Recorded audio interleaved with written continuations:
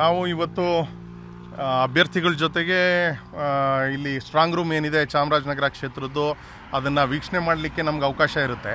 ಅದರ ಹೊರಗಡೆ ಒಳಗಡೆ CCTV ಹಾಕಿ ಒಂದು ಏರಿಯಾದಲ್ಲಿ ಡಿಸ್ಪ್ಲೇ ಏರಿಯಾ ಅಂತ ಹೇಳಿ ಮಾಡಿರ್ತಾರೆ.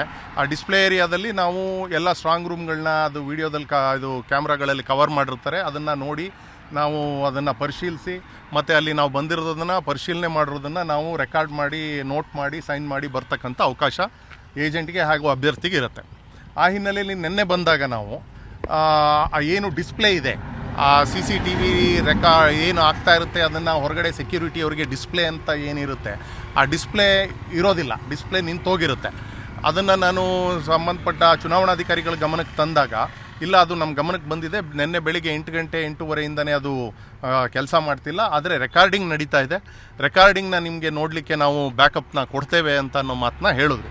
ಹಾಗೆ ಈಗಾಗಲೇ ನಾವು ಟೆಕ್ನಿಕಲ್ ಟೀಮ್ಗೆ ಹೇಳಿದ್ದೀವಿ, ಅದು ಕೂಡಲೇ ಅದು ಸರಿ ಹೋಗುತ್ತೆ ಅನ್ನೋ ವಿಚಾರನ ತಿಳಿಸಿದ್ರು. ಅದಕ್ಕೆ ನಾವು ಮರುಪರಿಶೀಲಿಸೋದಕ್ಕೆ ಇವತ್ತು ಅಭ್ಯರ್ಥಿ ಜೊತೆ ಬಂದಿದ್ದೀವಿ. ನಮಗೆ ಈಗ ಬಂದ ಮಾಹಿತಿ ಏನು ಅಂದರೆ ಈಗ ವರ್ಕ್ ಆಗ್ತಾ ಇದೆ, ಬೆಳಿಗ್ಗೆ 10:30ಇಂದ ರಿಸ್ಟೋರ್ ಆಗಿದೆ. ಬಹುಶಃ ಸುಮಾರು ಒಂದು 24 ಗಂಟೆಗಳಿಗೂ ಹೆಚ್ಚು ಕಾಲ ಅದು ಡಿಸ್ಪ್ಲೇ ಇರಲಿಲ್ಲ ಅನ್ನೋದೊಂದು ಆತಂಕ ಇದೆ ನಮಗೆ. ಅದಕ್ಕೆ ಬ್ಯಾಕಪ್ ಕೊಡ್ತೀವಿ ಅಂತಲೂ ಹೇಳಿದ್ದಾರೆ ಮತ್ತು ಅಭ್ಯರ್ಥಿಗಳು ಕೂಡ ಅದನ್ನು ಬ್ಯಾಕಪ್ ಕೊಡಿ ಅಂತ ಹೇಳಿ ರೆಕಾರ್ಡ್ ಮಾಡಿದ್ದಾರೆ. ಅನುಮಾನಗಳಿದೆಯಾ ಸರ್ ನಿಮಗೆ?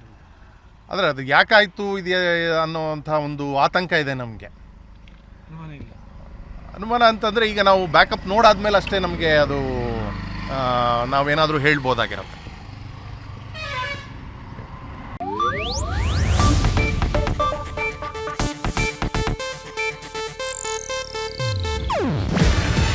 ಇದು ಏಷ್ಯಾನೆಟ್ ನ್ಯೂಸ್ ನೆಟ್ವರ್ಕ್ ಪ್ರಸ್ತುತಿ. ನೀವು ನೋಡ್ತಿದ್ದೀರಾ ಏಷ್ಯಾನೆಟ್ ಸುವರ್ಣ ನ್ಯೂಸ್.